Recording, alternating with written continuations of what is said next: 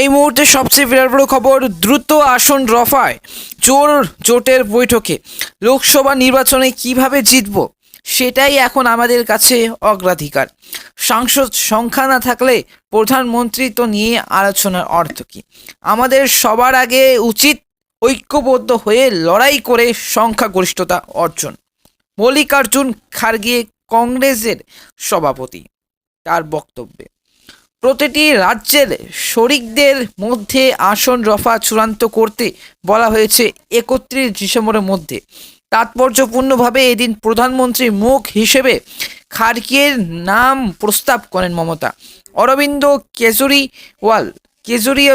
কেজরিওয়াল মমতাকে সমর্থন করলেও কংগ্রেস এখনোই এ নিয়ে কথা ঘামাচ্ছে না এবং খার্গেই মুখ্য মমতা এবং তৃণমূল কংগ্রেসের ঘনিষ্ঠতার আভাস পাওয়া গিয়েছিল সোমবারই। 24 ঘন্টার মধ্যে সেই ঘনিষ্ঠতা আরও উচ্চতা পেল তৃণমূল এবং নেত্রীর প্রস্তাবে আসন্ন লোকসভা ভোটে বিরোধী মুখ হিসেবে তিনি কংগ্রেসের সভাপতি মল্লিকার্জুন খার্গেকে তুলে ধরার প্রস্তাব দিয়েছেন। সবাইকে অবাক করে কট্টর এবং কংগ্রেস বিরোধী বলে পরিচিত আম আদমি পার্টির শীর্ষ নেতা অরবিন্দ কেজরিওয়াল সেই প্রস্তাবকে সমর্থন করেছেন এবং নয়াদিল্লিতে মঙ্গলবার বিরোধী জোটের বৈঠকের পর সাংবাদিক এবং বৈঠকেও কিন্তু এগিয়ে দেওয়া হয়েছিল খার্গেকে। সেখানে কিন্তু মমতা বন্দ্যোপাধ্যায় ছিলেন না, তবে তার প্রস্তাব অনুযায়ী জোট সই করা যত তাড়াতাড়ি সম্ভব আসন রফা চূড়ান্ত করার উপর জোর দিয়েছেন নয়াদিল্লির অশোকা হোটেলের এবং অনুষ্ঠিত হয় বৈঠকে। তৃণমূল সূত্রে দাবি করা হয়েছে যে রাজ্যের শরিকদের মধ্যে আসন রফা চূড়ান্ত করার সময়সীমা ধার্য হয়েছে 31 ডিসেম্বর।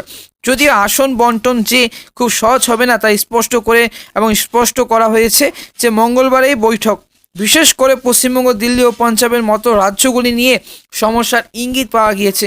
জোটের বৈঠকের পর কংগ্রেস সভাপতি সাংবাদিকদের বলেন যে আসন বন্টনের বিষয়টি এবং রাজ্য স্তরে হবে, কোথাও কোনো সমস্যা হলে কেন্দ্র স্তরে আলোচনা হবে। তামিলনাড়ু, কেরল এবং তেলেঙ্গানা, বিহার, উত্তরপ্রদেশ, দিল্লি বা পাঞ্জাব সর্বত্র এবং আসন বন্টনের সমস্যা মিটে যাবে।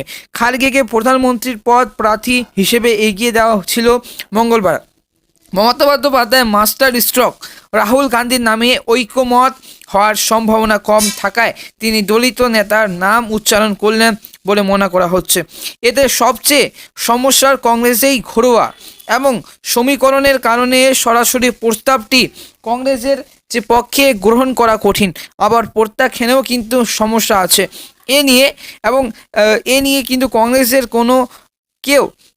অন্য কেউ খোলেননি। মল্লিকার্জুন বৈঠকের মধ্যে তাৎক্ষণিক প্রক্রিয়ার বলেন, আগে আমরা ভোটে জিতি, তারপর প্রধানমন্ত্রী নিয়ে চিন্তা ভাবনা করা হবে।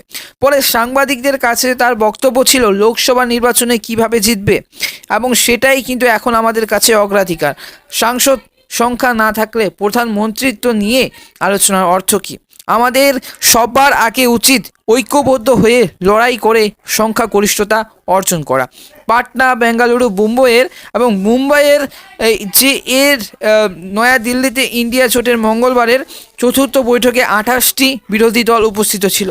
মমতার সঙ্গে তৃণমূল সর্বভারতীয় সাধারণ সম্পাদক অভিষেক বন্দ্যোপাধ্যায় হাজির ছিলেন নীতিশ কুমার এবং লালু প্রসাদ যাদব এবং অখিলেশ যাদবরা ডিএমকে ঝাড়খণ্ড মুক্তি মোর্চার প্রতিনিধিরাও ছিলেন। তবে প্রধানমন্ত্রীর মুখ নিয়ে তারা রাগ করেননি এবং কথা বলেননি।